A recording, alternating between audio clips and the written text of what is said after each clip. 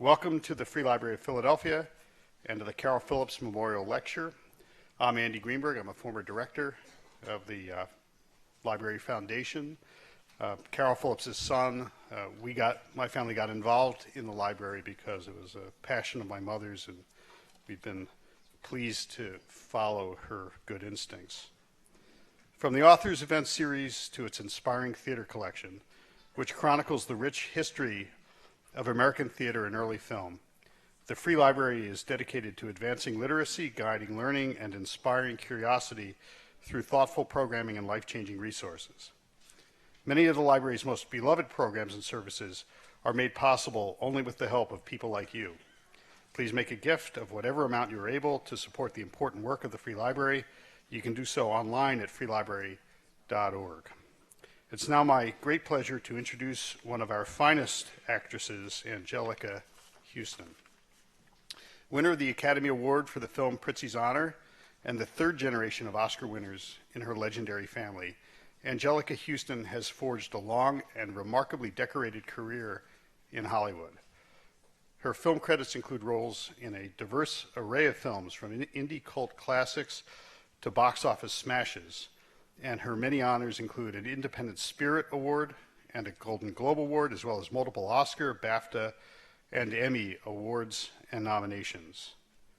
Anjelica's new memoir, Watch Me, chronicles her turbulent, high-profile 17-year relationship with Jack Nicholson, her rise to stardom, her collaborations with the greatest directors in Hollywood, the death of her father, the legendary director John Huston, and her marriage to sculptor Robert Graham. Winking at the past through the lens of time, Huston gamely drops her mysterious veneer to reveal a vulnerable girl with a perpetually breaking heart, according to Elle magazine. Her tireless fascination with the world is thrilling. She never gets bored, and neither do we. Anjelica will be interviewed tonight by Steven Rea, the film critic for the Philadelphia Inquirer and the author of Hollywood Rides a Bike, Cycling with the Stars. It's truly an honor to have her here with us tonight. Please join me in welcoming Anjelica Huston to the Free Library.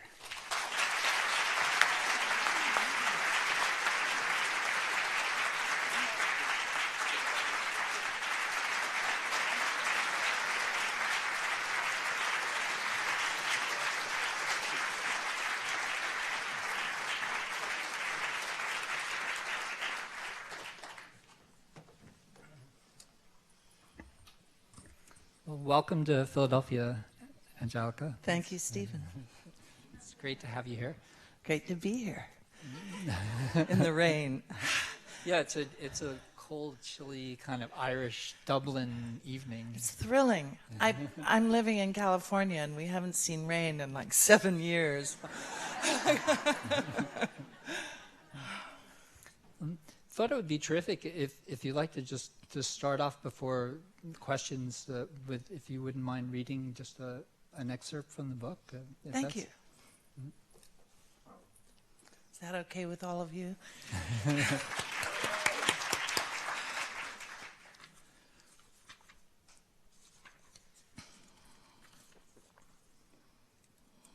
This is straight from the beginning. Yeah, This is chapter 1.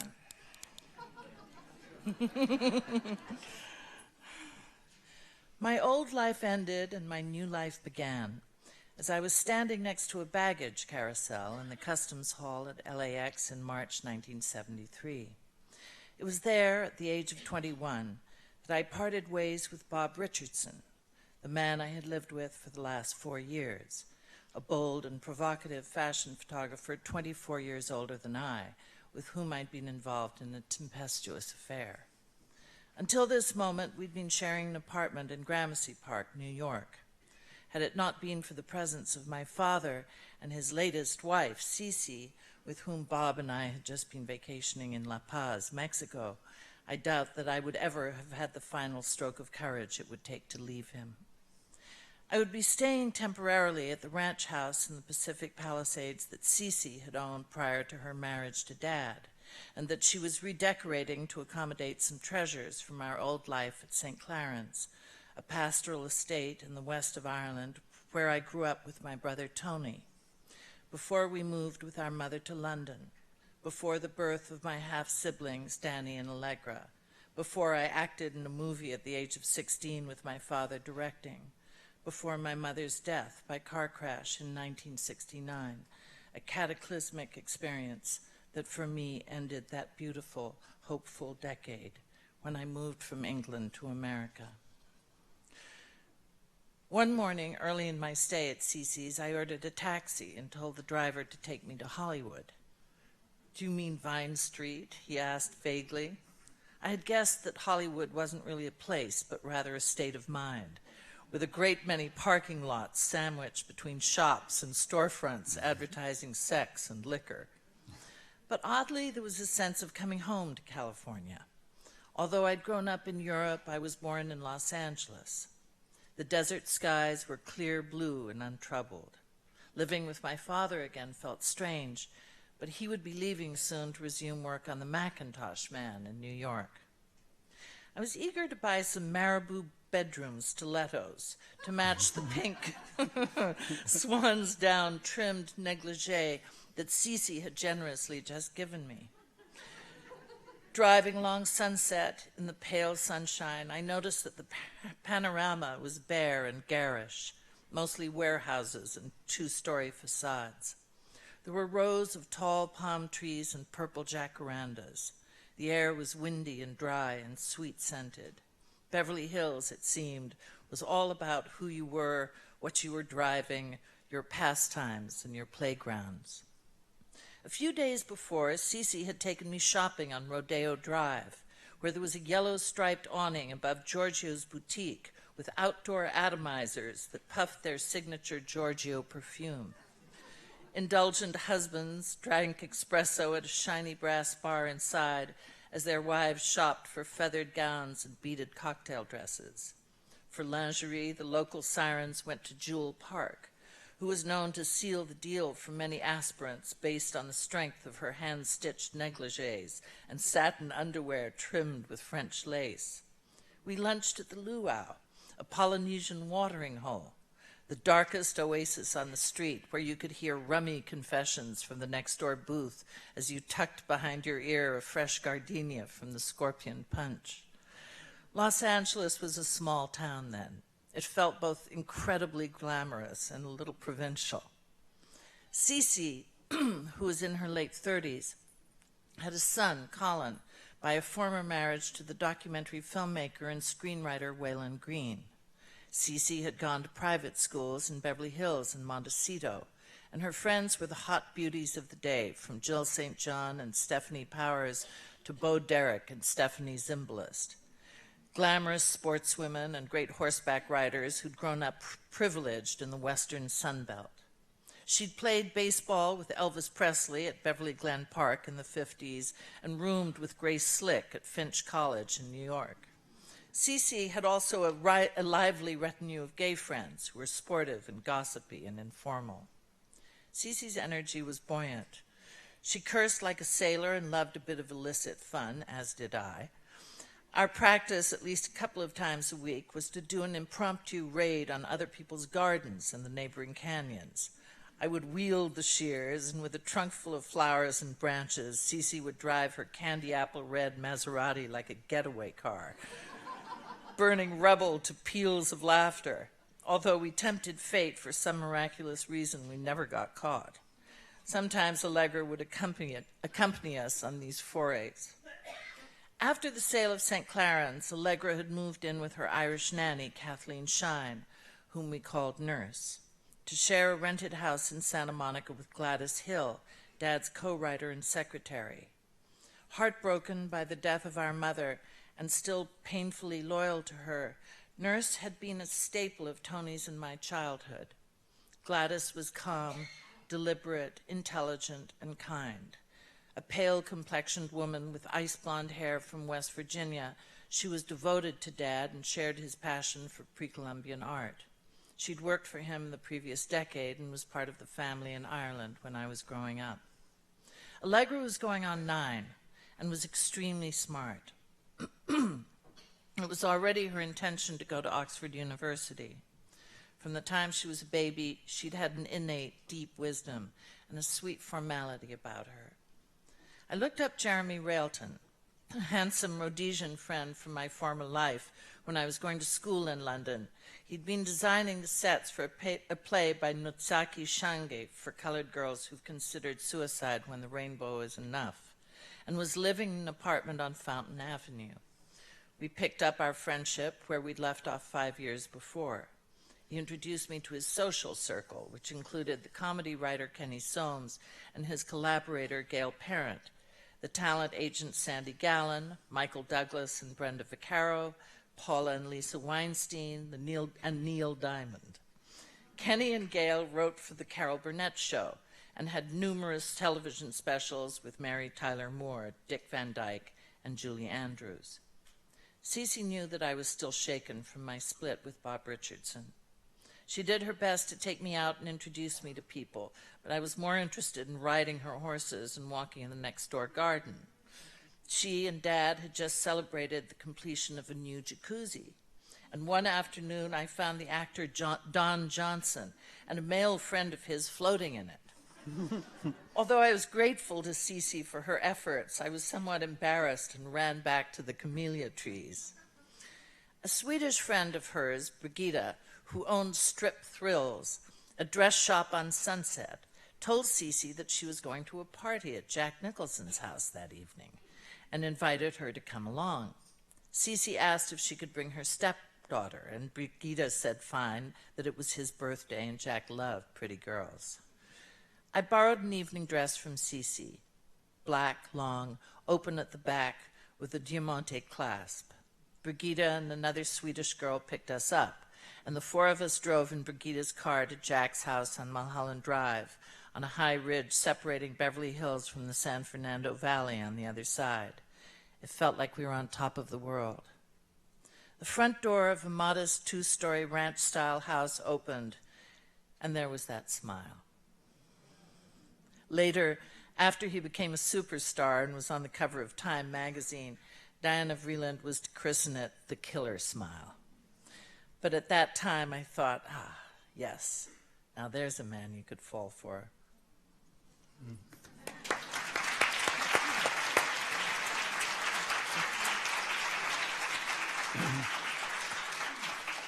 And indeed, you did fall. I was curious, writing the first memoir and now the second, whether the process was different for you, the experience. Childhood memories and adolescent memories are sort of, obviously chronologically they're further back, but they're sort of formative. And when you were, this book, as you started reading, telling us, it starts when you were 21. Was it, and we've accumulated more experience, there's more stuff in our head, was it easier or more difficult or different to process this second?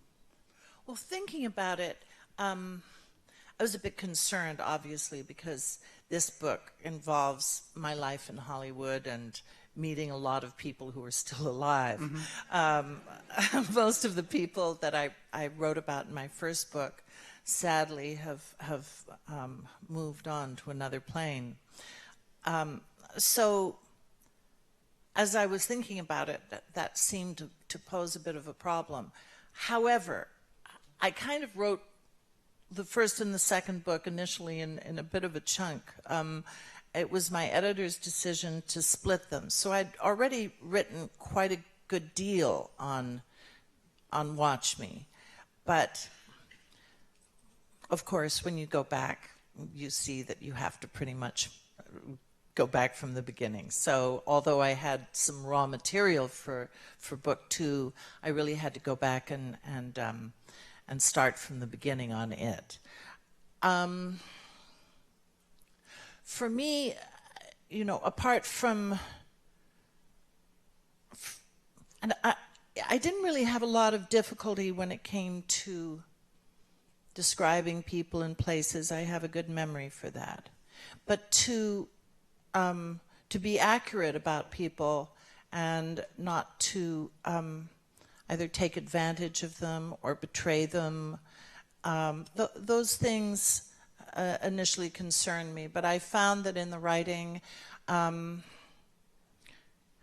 it's almost like dealing with your friends, you know. If you have good feelings about people, good things come out. And generally, I have good feelings about people. There's also you have, as we just heard, you have this wonderful talent for writing, for telling stories, and for making scenes vivid and people vivid. And where do you think that came from? Do you think, I mean, you came from a father, your father obviously was a great master storyteller, and your mother wrote. Yeah, my mother was a great storyteller too, and a writer. And I think because I grew up in the land of stories, I grew up in Ireland. Everything's a story in Ireland, you know. You say, oh, you know, how do I get to the next village? They say, where are you coming from? You know, and a story emerges. So that was sort of my landscape. As you describe through the book, your relationship with Jack Nicholson in 17 years, there's ups and downs to it, obviously, and you described early on when he was about to shoot The Passenger, the Antonioni film in North Africa and in Spain, how he was this totally unpretentious actor, but when he started to assume the character he was playing in that film, he became someone different to you. And that was a fascinating insight, not only in Jack Nicholson's process, but the process that you go through and most actors go through when they're undertaking a role.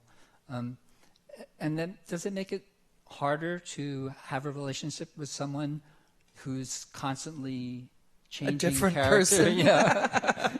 Well, yes, it can be kind of surprising. I remember when Jack was on The Shining, and Did he come at you with an axe? oh my God! No, well, first of all, he was just dogged at the end of the day because he loves Stanley Kubrick, but Stanley beat the hell out of him, and Jack would come staggering. We're living on the embankment in London on Cheyne Walk in this very strange house, which had actually been a halfway house during the Black Plague, appropriately, and had poltergeist. I swear, ashtrays would launch themselves across the rooms of this house. And Jack would come back, stagger in the door after work, you know, at 10 o'clock, 11 o'clock at night, still with the blood clot in his head, you know, the sugar blood. It wasn't pretty. Yeah, it is. It's very weird being with an actor, particularly a consummate actor. And then all of a sudden, you know, he'll be making Prizzi's Honor, and you'll know, oh, good morning, how are you? Are you okay? You know. So yes, it's like living with a chameleon. But then, you know, I do it too. Now, speaking of Prizzi's Honor, do you look at that now as sort of a breakthrough film for you in terms of? Yeah, I do. Because you talk about it comes across in the early chapters of the book how you really you were challenged. You didn't have a sense of confidence about yourself as an actor. You modeled, and then you got parts. But you correct me if I'm wrong. But you felt sort of that the parts that you got in those early films had to do with nepotism and who you knew, and you weren't really being valued for your own, who you were and your abilities and talents. Is that? Yeah, it wasn't going sort of quite the way I'd pictured it. And I'd wanted to be an actress since I was a small child. I knew what my father did. I was on movie sets. I liked the actresses a lot. I thought they were great. That was what I wanted to be.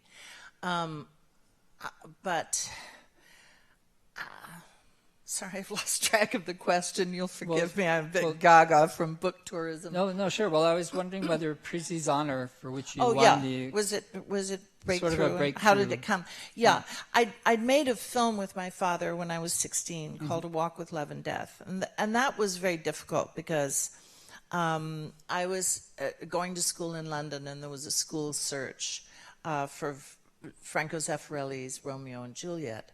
And I really wanted to be Juliet.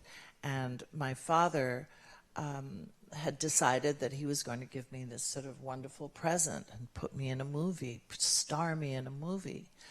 But it wasn't the movie that I was attracted to. It wasn't a part that I was attracted to. And, you know, I was too good to work with him. I wanted to work with Franco Zeffirelli in Rome. I didn't want to go to Austria with Dad. And so, you know, and I was 16. And so I think we made each other's life a misery. And after that, I came back to London. My mother was killed very suddenly in a car crash. I decided not to go back to school at that point. I think I had some private tutoring. I got some A-levels, but school and I were not really destined to love each other. And then Tony Richardson offered me a part, or offered me to understudy Marianne Faithfull in Hamlet, which he was doing at the Roundhouse with Nicol Williamson.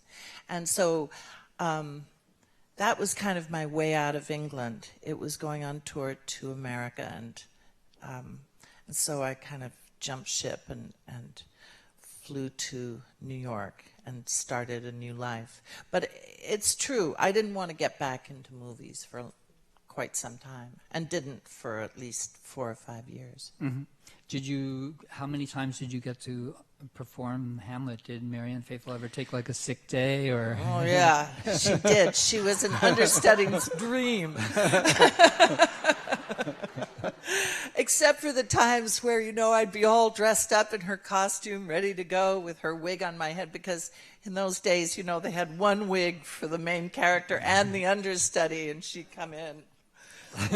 She was a great Ophelia, by the way. Perfect casting. And I'd have to take off the wig. And I don't know, you know, she was about 5'1", and I was as tall as I am. I wore her dress. I don't know how that worked. Yeah, but anyway, yes, she was, and I liked her too. We had fun. Are there films that stand out for you? Films that you were in, that you were involved in, that hold a special place in your heart, either for the character you played or the experience of making it? Well, certainly Prizzi's was huge for me, because it was sort of the opposite of my early experience with my dad. This time I was all ready and prepared, and I'd been with the acting teacher Peggy Fury for a number of years, so I was confident.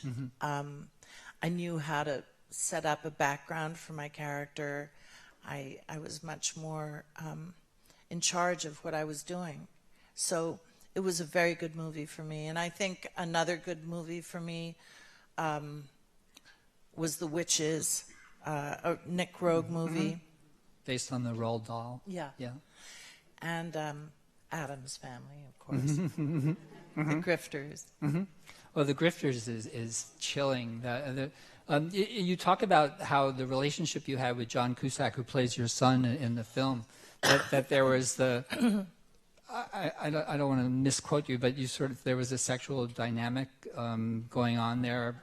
Yeah. And then you have You know.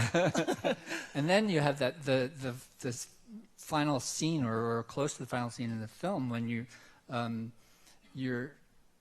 basically seduce him. You're trying to seduce your son to get the money, and then things go really bad. Horrible accident happens. Yeah.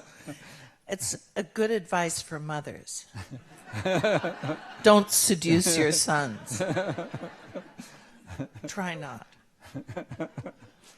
Now you've also directed, and your description of the first film you directed is sort of amusing, because here you are already this seasoned veteran actress, and you're waiting for them to come and call you for the trailer, and no one comes. And I'm sitting there. I've gotten there nice and early, and I think I better be prepared. And also, my husband said, you know, Anjelica, you're going to direct a movie. You have to put on makeup every day, fresh white shirt, makeup, do your hair. Don't let anyone see you, you know, fraying or falling apart. You have to go in strong. So, so there I am, and I'm thinking, yeah, that's good, and I should have a strong breakfast. So I ordered bacon and eggs, and then I'm waiting around in my trailer, like, nobody comes, and I think, well, you know, maybe I'll amble down to the set and find out what's happening. So I go down to the set, and I meet the assistant director, and she goes, I went, she goes, the director's the first person on the set. We don't call the director. I was so embarrassed. It was awful. But at least everyone knew I was pathetic at that point. Can you imagine? How many movies had I made at that point? Right. And then with Bastard Out of Carolina, the film that you're directing, you had trouble getting people to see that film because was Ted Turner produced it, and it was. Well, it was a difficult situation because it was a movie that originally had been set up at Turner with actually another female director, and my agent knew that I wanted to direct, and when the other director fell out, I had to make my decision in a couple of days. And I read the thing over the weekend and loved it. I thought, wow, that's really amazing that this thing is dropping in my lap, and I signed on. And it was, it kind of came out of the blue. For me, it was a miracle. Mm-hmm. Yeah. Mm-hmm. I'm jumping around a bit, but I was just thinking of your description of working with Wes Anderson and on the Royal Tannenbaums with Gene Hackman, and how there's a scene where you slap Gene Hackman, and you sort of approach that scene with dread, and in fact slapped him. It wasn't a fake slap, right? No, it wasn't. And you can't fake slap, you know, it's a close-up. And or actually, it wasn't a close-up. It was just all in one. It's the scene where he says, I have cancer, and I fall apart. It's horrible. I'm his ex-wife, or about to be ex-wife. And then he says, no, I don't mean it. I don't have cancer. So I haul off and whap him in the face. That's as the scene is written. And, of course, it was an early morning in January, and I had kid gloves. And for the first couple of rehearsals, I batted him on the lapel, and I don't know that he was expecting the real haul off. I whapped him, and this red welt came up on his cheek. God damn. I was pretty scared. I was hoping Wes wouldn't make us go again, but I did it so good that we didn't have to. One take. Yeah, one take. Yeah. You also say that he was much tougher on men than on women, Gene Hackman. Oh, he was tough on Wes, yeah. Didn't he say, pull up your pants and act stop like a man. Yeah. It was terrible. This was a scene in which Royal Tannenbaum, the Gene Hackman character, was in an upstairs bedroom, and Wes, whose brother is a very talented artist, was trying to line up a shot in which you could see the cartoons that the brother had, who was also the set designer, had drawn on the wall of this bedroom. And Gene got really mad at Wes. You're just lining me up so you can show your brother's art. And, Wes, you could see the blood rising in his cheeks. No, And then Hackman stomped off the stage, and Wes went running after him, and we had this little green room, on the second floor, and you could hear doors slamming, and it was freezing cold winter, so we were all packed into this tiny set. I got really scared. I went down to kind of save Wes, but Wes looked after himself. He's actually real strong. He just looks wimpy. And then of course you've made other films with Wes Anderson, The Life Aquatic. Yeah, I love working with Wes. Mm-hmm. He always pulls you out to some crazy remote location and makes you get really precise about dialogue. But he's wonderful, and he's got such a fantastic imagination, and he's a delightful person. Now, you've worked with Clint Eastwood, too, in Blood Work, where he directed the film and stars in it as a retired FBI agent, and you're his doctor. Yeah, he kept saying, beat me up, beat me up. How can I do that? And then I'd be standing behind he was playing a heart patient, and I'm his cardiologist, and I'd be standing behind his bed on the set, and he'd look just like my dad, when my dad was sick. So I'd be half broken up, and then having to beat him up. And then he's also directing the film, and he has this very particular style, which is half the time the camera's rolling through rehearsal. So he just catches this and that as it goes on. He doesn't really tell you he's shooting the whole thing. And then he'll come over and you think, oh, he's going to give me some really good direction. He'll say, we're going to have steak and lobster for lunch. Okay, that's good. I love Clint. He's crazy. That chair thing he did, that's so Clint,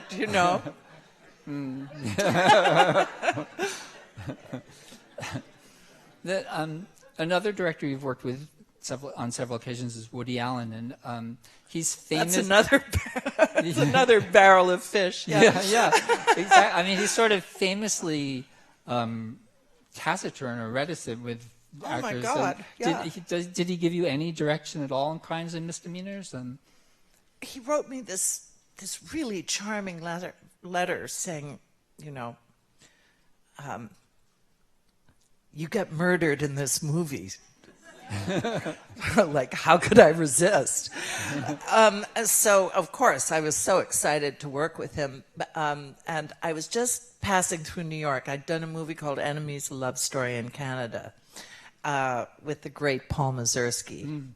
And I was coming back through New York, and I was going to work with Woody in about 3 weeks. I was going back to L.A. first. But since I was in New York, I thought, well, it'll be okay if I call his office and find out if he wants to meet.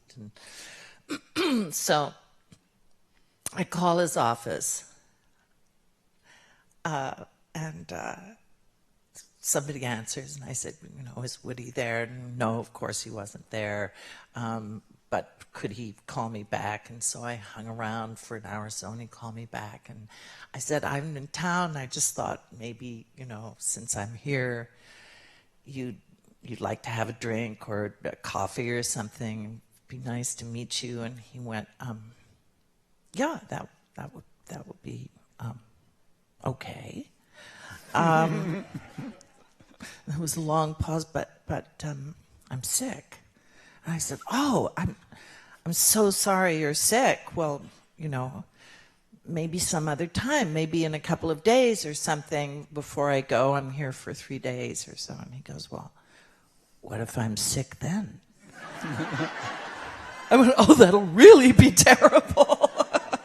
Anyway, I didn't see him at all before I went to work. And all through the costume fittings, I never saw him. And my first day's work was really tough because I had to, beat up on Marty Landau and scream at him and take pills and drink and be alcoholic and frenzied. And of course, I didn't meet Woody until I walk up on the set. And it was a night like tonight, rainy and hot and humid inside this apartment building. And I had to storm around, and he didn't give me any direction at all.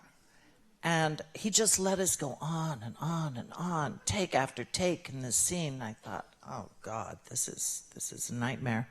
But then he seemed perfectly happy, and that was that. he did the whole thing in one shot. So every time I'm not on camera, I'm fumbling over arc lights in other rooms because it was set up like an obstacle course, this set. It was funny. Well, he asked you back to do another film. Yeah, he did. Manhattan Murder Mystery. Yeah, Manhattan Murder Mystery, where he makes me look really intelligent and gives me things like, I get to be a card shark, but in actual fact, he's doing all this stuff with the cards. He's so fantastic. He's such an amazingly incredible comedian. Your relationship with Jack Nicholson, as you describe it in the book, there's often times where it's a struggle for you emotionally, and you describe a scene when you're visiting him in Montana when he's shooting Missouri Breaks, and you find some love letters that were written by a young woman to Jack, and he tells you, oh no, they were actually for Harry Dean Stanton. Right. Yeah. Oh yeah. Yeah. Okay. Right. And you write, for a sophisticated girl, I could be tragically gullible. Maybe that's why acting has always appealed to me. If I want to, I can believe almost anything. It's true. And I think that's really telling, that part of being an actor and being a good actor is being open to believing the character you are and the characters your fellow actors are playing. So that's not just sort of it's a heart-rending moment that you describe, but it's also an insight into what you do in the craft of acting. I'd have to agree. Yeah, you have to know what it feels like. And frankly, sometimes it's a big responsibility. Like, you don't go into a movie like Enemies, a love story, albeit a comedy from Isaac Bashevis Singer, without accepting the responsibility for the hundreds of thousands of people who were murdered in concentration camps. This woman's children were murdered. That's a heavy responsibility. And if you don't believe it, you have no right to portray it. You have to hold that stuff inside yourself. And yes, you have to believe it. Mm-hmm. And believe it, I do. We're going to open the questions up to the audience. But I just have one other question before we do, which is there are these wonderfully vivid scenes in the book of you in motion, whether it's early on where David Bailey is shooting, you're on an Italian auto route, and he's leaning out of a car with his camera. This is when you're still modeling, and you're on a motorcycle in a Missoni outfit, and then you're riding horses when you first come to LA, and riding horses again in a number of your films, Lonesome Dove and in Ever After. And I get this sense from the book that you're almost constantly in motion, one way or another. And does it feel like sort of a whirlwind to you? Yeah, life goes fast, doesn't it? And yeah, I do see myself in motion, although it's hard for me to fly. I don't like it much. I like to be fly more... in a jet, you mean, in a plane, as opposed to just, yeah. Well, I try that once in a while, too.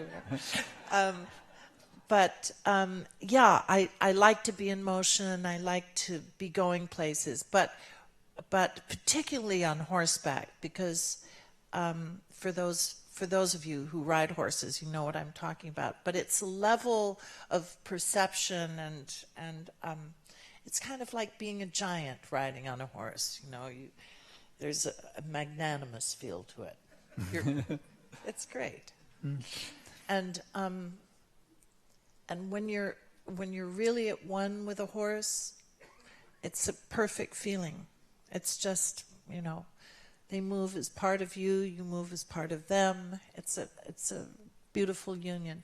I see a lovely dog there. They make me happy too. He's very welcome. You were saying before that you were on a horse before you learned to walk. Your father put you on a horse. Right? Yeah. Yeah. He was an avid rider, and he loved to hunt. He'd come back from locations, and just get right up on a horse. Even in his 70s, he was wild. Okay, well, let's open up for questions. If you can just wait for the microphone to come to you, and then we can go from there. The woman raising the hand in the fifth aisle on the left there. Hello. Hi. I thought that The Dead was a magnificent movie and that you were just so fine in that. Could you talk a little bit about filming that? That was your father's last direction, wasn't it? That's right. Yeah. The Dead we made in a warehouse in Valencia, which is the home of Magic Mountain, and in the day wasn't a place where film studios existed. Now it's kind of, I think they do a lot of television productions there now. But it was great because the company secured it for this group of actors, mostly from the Abbey Theater, who had been cast on tape and come over to work for Dad in arguably the best short story ever written by James Joyce. And we were all together in this space. It was very intimate. And a really sort of more like doing a play than making a movie in some ways. We shot consistently and what's that word? Consistent, you know, in sequence. In sequence, thank you. And it was a very moving film to make because Dad was not well. He was in a wheelchair and on oxygen at the time. And so we were all pretty worried about him. He didn't miss a day. He didn't miss a beat. He was as acute and precise as he's ever been. And, you know, later when she saw the movie, the critic Pauline Kael said it looked easier to Dad than to watch, you know, to watch this film. To have it seemed that it was easier for him to make this film than breathing. And I think that's absolutely true. The movie's kind of seamless, and I remember his saying, you know, I wonder what people will think of a film where the most sort of active moment is the breaking of a wishbone. But it's so fine, and you think, what is this about? It's not really about anything, and then it's about everything in this last scene. And so it was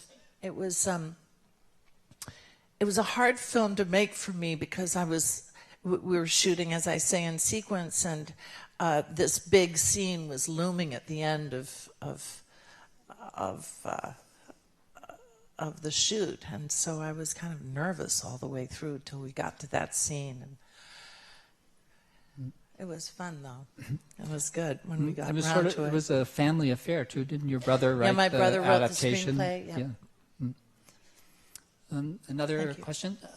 It's sort of in the sixth row in the center section.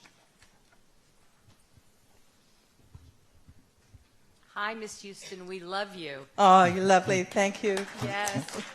We saw that People magazine reported today that you asked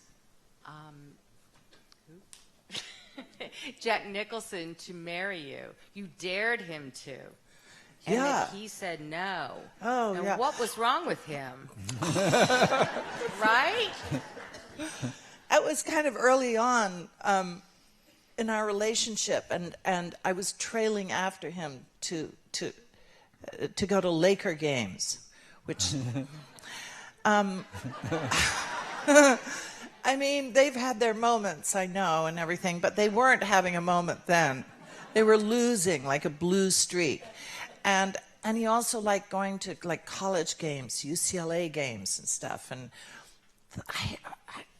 I don't know. We had to go to North Carolina to see UCLA lose miserably. And we were in some motel, you know, one of those places where they have ice machines in the halls. And we were watching television. It was the marriage game. And he said, ooh, whittle marriage. And I said, what's wrong with marriage? He went, marriage. And I said, if you had any balls, you'd marry me. And he went, marry you? Are you kidding? That was it. I cried for 3 days.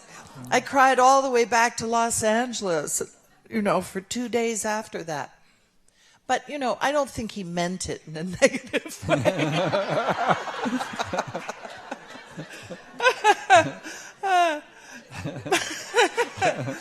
But then he asked me later on, and I got to say no.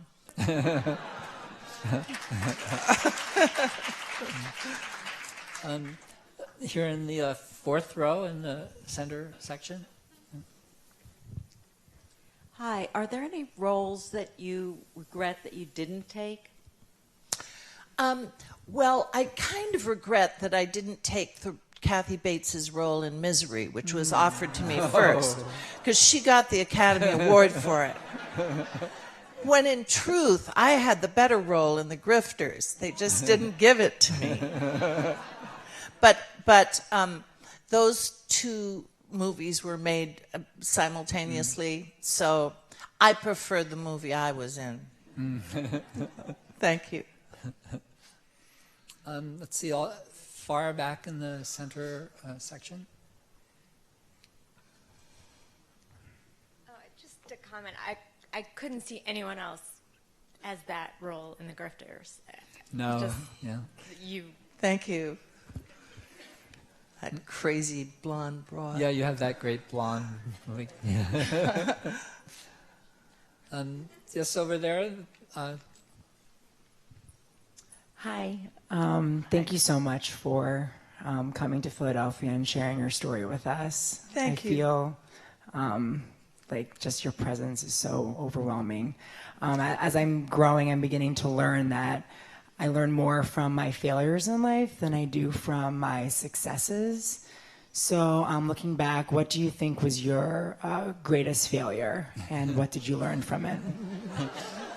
Nice way of easing into that tough question. I know. Really good presentation. My biggest failure.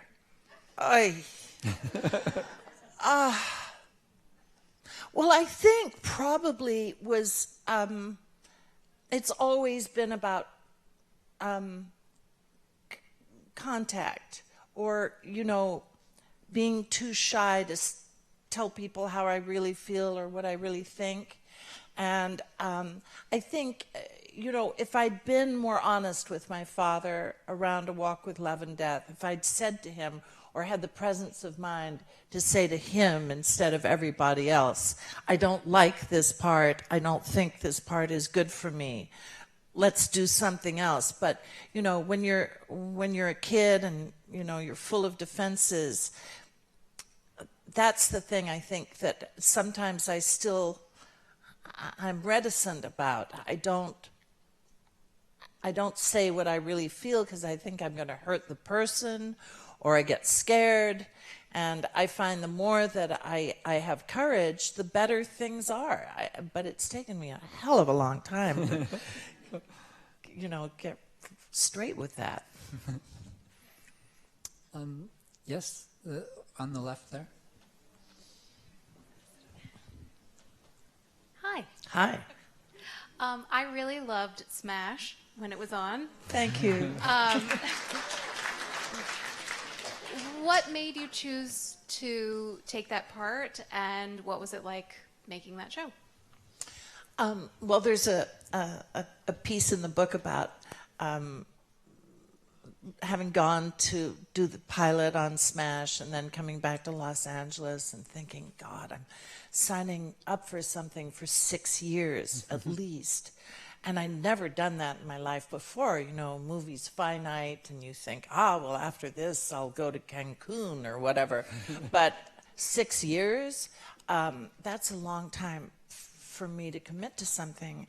So I went to see my friend, the agent Sue Mengers, who was a wonderful woman and gave me great advice all the way along. And I said, Sue, I'm worried. I'm really trepidatious about this. And 6 years, and how am I going to hack it? And it's New York. I'm not even at home. And she said, it's a fucking miracle.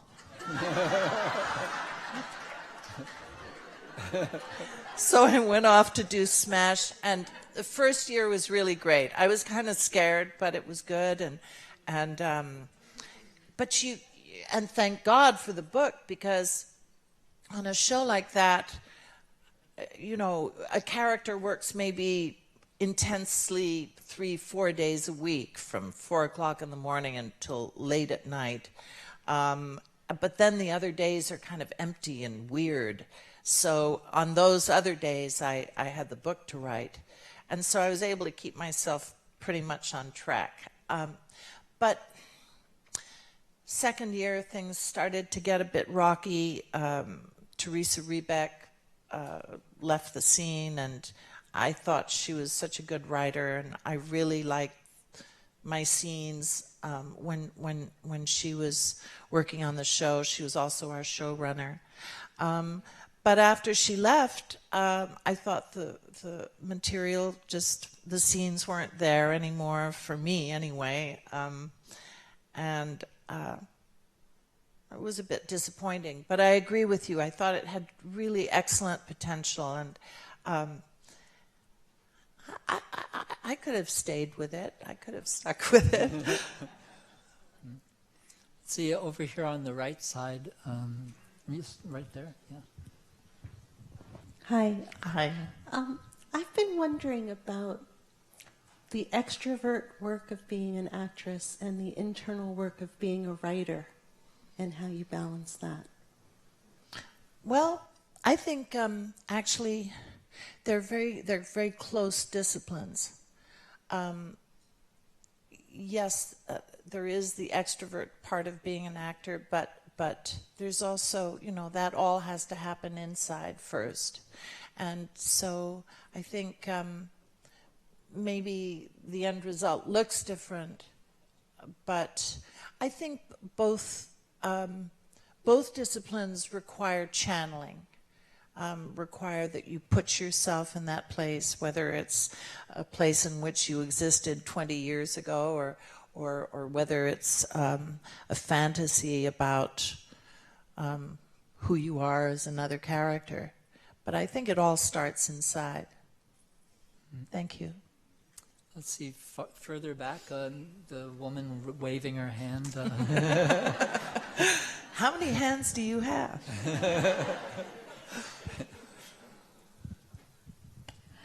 I just want to say your body of work is amazing. I loved Crimes and Misdemeanors and anything and everything you've been in. But what really sticks in my head is Witches. My son is 28 years old, and 2 years ago I bought him a copy. I bought him a DVD, The Witches, because he had seen it when he was a little boy. Terrified him. So I thought, at 28, buying the movie, we can see it together now and laugh. He still will not watch that movie. You scared him so much.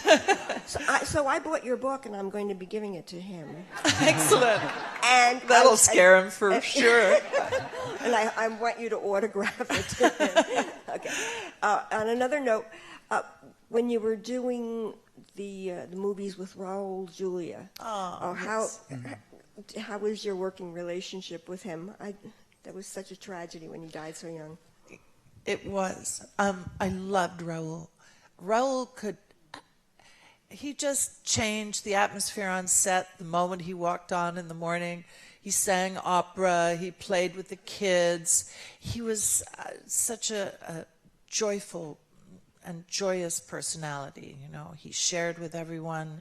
He was incredibly sweet and gregarious and lovely. And I never heard him complain once. In the second Addams Family Values, he had, I think he probably knew that he had stomach cancer. And yet, we did tango rehearsals. It was a very physical part. He never complained. He never missed a day. He was a really beautiful man. Beautiful, kind, honest, genuine man. Yes, a woman standing back there. Hang on just a sec. So, just out of curiosity, how was it like to work with Seth Rogen for 50-50? It was good. And being the mom of a cancer patient. Yeah. I like that film a lot. I thought it was really well directed. Jonathan Levine is a good director. It was great. I didn't really have scenes with Seth.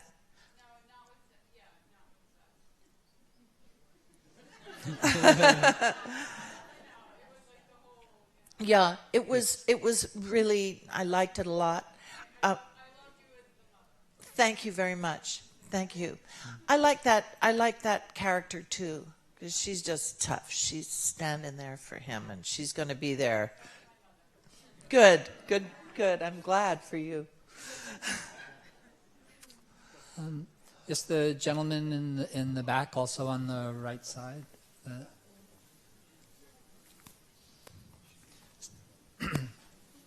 Speaking of scaring kids and the witches, also in the Addams Family, there's that great scene where you're telling the story to the kindergartners, and they'll scream, and they're all crying and screaming by the end.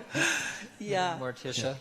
There's nothing like scaring children when they're really young. And sometimes, you can be on a train or getting out of a car on a street or something, and some child look at you, and I know it's a little witches fan or not. You've mentioned a number of names of people with whom we're familiar, with whom you worked, all of whom were wonderful, likable, talented. Were there any less likable, less talented, less wonderful?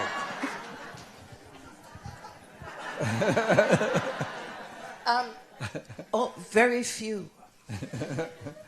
But yeah, of course. But I don't want to talk about them too much. But they are in the book. Well,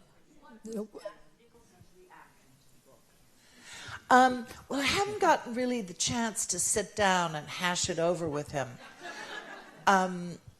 But I saw him at a party this summer in the Hamptons, and he said, "It's good."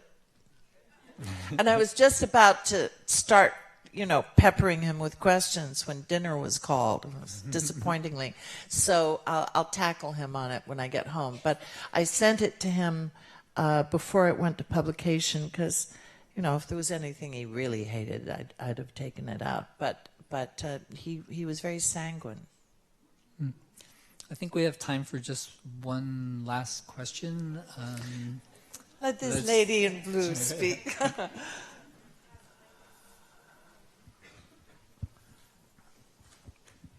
Thanks.